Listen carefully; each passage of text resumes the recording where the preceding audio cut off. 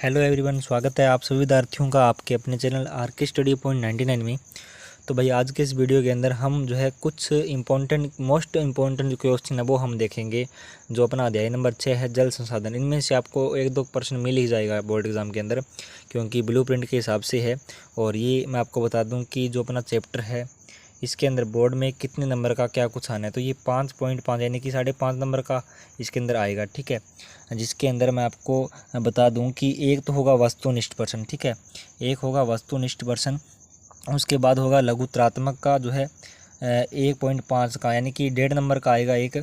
उसके बाद है दीर्घ उत्तरीय प्रश्न जो कि 3 नंबर का होगा और एक प्रश्न पूछा जाएगा, यानी कि 5.5 नंबर यहाँ पे क्लियर होते हैं कि 5.5 नंबर का ये जो अपना अध्याय है वो आएगा। तो इसके अंदर मैंने जो है कुछ प्रश्न हैं जो मैंने सेलेक्ट किए हैं जो कि अच्छे प्रश्न हैं, और आपको बोर्ड के अंदर हो सकता है कि इन्हीं में से कुछ 1 या 2 प्रश्न जो है आ जावे, तो आप जो है इनको कवर करना है। वस्तुनिष्ठ तो मैंने करवाई दी है, आपको पता है कि लाइव क्लास चलती है, तो उसके अंदर टेस्ट सीरीज़ के अंदर हमने कर लिया था। तो बिना किसी देरी के वीडियो के कर लेते स्टार्ट। उससे पहले अगर आपने अभी तक चैनल को सब्सक्राइब नहीं किया है तो फटाफट से अपने प्यारे से कोमल से हाथों से जो लाल कलर का आपको जो बटन दिखाई दे रहा है उस पर एक बार क्लिक कर दीजिए और जो घंटी है उसको भी बजा दीजिए। तो भाई देख लेते हैं हमारे जो प्रश्न हैं वो कौन कौन से हैं। पहला हमारा प्रश्न है जो कि बहुत ही अच्छा क्वेश्चन है, मोस्ट इम्पोर्टेंट क्वेश्चन है, और ये ब्लूप्रिंट पर है। जल संभर प्रबंधन से आप क्या समझते हैं? तो भाई जल संभर प्रबंधन वस्तु धरातल यात्रा भूमि का जल साधनों का कुशल प्रबंधन ही जल संभर प्रबंधन कहलाता है। तो आपको मैं बता दूं कि इसके अंदर कुछ मिस्टेक हो गई हो तो क्षमा करना, क्योंकि लिखने के अंदर हो जाता है कई बार, क्योंकि मैं साथ साथ पढ़ रहा था तो मैंने कुछ जो मोस्ट इम्पोर्टेंट क्वेश्चन है वो मैंने सेलेक्ट कर लिए। तो उत्तर के अंदर लिखा हुआ गलत होना तो आप इसका मिलान कर लेना, यानी कि अपनी पासबुक के अंदर आप जो है प्रश्न पर जो है फोकस कर लेना। कुशल प्रबंधन ही जल संभर प्रबंधन कहलाता है। इसके अंतर्गत अनावश्यक बढ़ते जल को रोककर विभिन्न विधियों से अंत सरवण, तालाब, पूर्ण भरण आदि के द्वारा भूमिगत जल का संचय और पूर्ण भरण किया जाता है। इस उत्तर के अंदर कुछ गड़बड़ी हुई है तो आप जो है एक बार मिलान कर लेना। अपनी पासबुक के अंदर ये प्रश्न मिल जाएगा कि जल संभर प्रबंधन से आप क्या समझते हैं, इसको समझाइए। ठीक है, इसका जो आंसर है इसके अंदर थोड़ी दिक्कत हुई है तो आप अपने जो है पासबुक के अंदर देख लेना। ठीक है, प्रश्न नंबर 2 है अपना, पंजाब, हरियाणा, तमिलनाडु राज्यों में सबसे अधिक भूजल निकास के लिए कौन सा कारक उत्तरदायी है? ये यूपी बोर्ड के अंदर जो अपना भूगोल का पेपर हुआ है उसके अंदर आया है, तो आप जो है इसको नोट कर लेना, बहुत ही अच्छा प्रश्न है। ठीक है, इसका मैं उत्तर आपको यहाँ पे बता देता हूँ।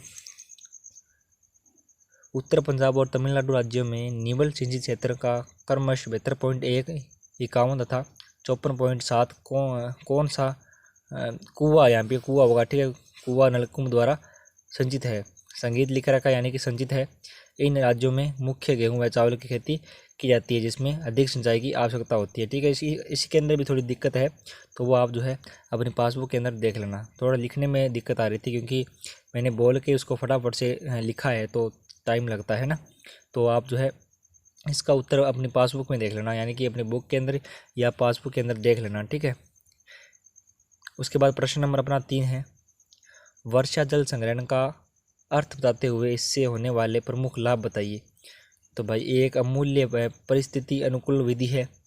इसके द्वारा पानी की प्रत्येक बूंद को सुरक्षित करने के लिए वर्षा के लिए जल को नलकूपों, गड्ढों और कुओं में एकत्रित किया जाता है। अंतर वर्षा जल संग्रहण अनावश्यक बहते वर्षा के जल को रोककर इसे एकत्रित करने की विधि है।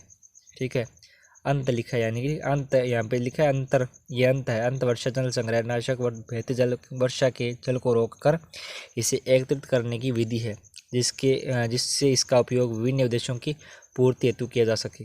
वर्षा जल संग्रहण के लाभ, वर्षा के जल को संगठित करने से विभिन्न प्रकार के लाभ प्राप्त हो सकते हैं। तो वही इसके लाभ है वर्षा जल संग्रहण के कौन कौन से, वो मैंने कुछ इंपॉर्टेंट से लिखे हैं, बाकी आप पढ़ लेना अपनी पासबुक के अंदर। पहला है कि वर्षा जल को संचित करके पानी की उपलब्धता को बढ़ाया जा सकता है। ठीक है, लगातार नीचे गिरते भूमिगत जल के स्तर को रोका जा सकता है। उसके बाद क्या है कि मृदा अपरदन को, बाढ़ को रोका जा सकता है। मृदा और अपरदन और बाढ़ को रोका जा सकता है।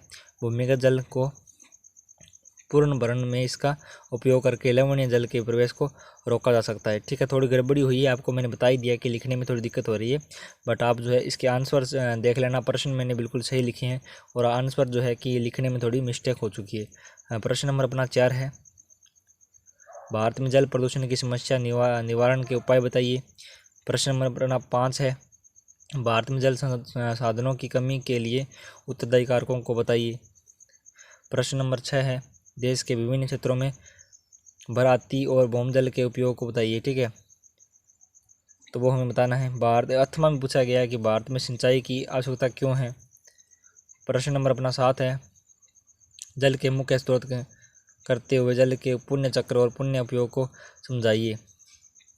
जल के मुख्य स्रोत कौन से हैं वो बताना है कि जल के पुण्य चक्र और पुण्य उपयोग को समझाइए। इसके अंदर थोड़ी दिक्कत हुई है तो आप ये जो है पासबुक है आपको पासबुक के अंदर मिल जाएगा। ठीक है, वहाँ पे आप जो है देख लेना। यही है अपने 7 प्रश्न मैंने जो सिलेक्ट किए हैं, इनमें से आपको 1-2 पक्के जो है बोर्ड एग्जाम के अंदर मिल जाएंगे। ठीक है, इनमें से 1-2 पक्के आपको मिल जाएंगे।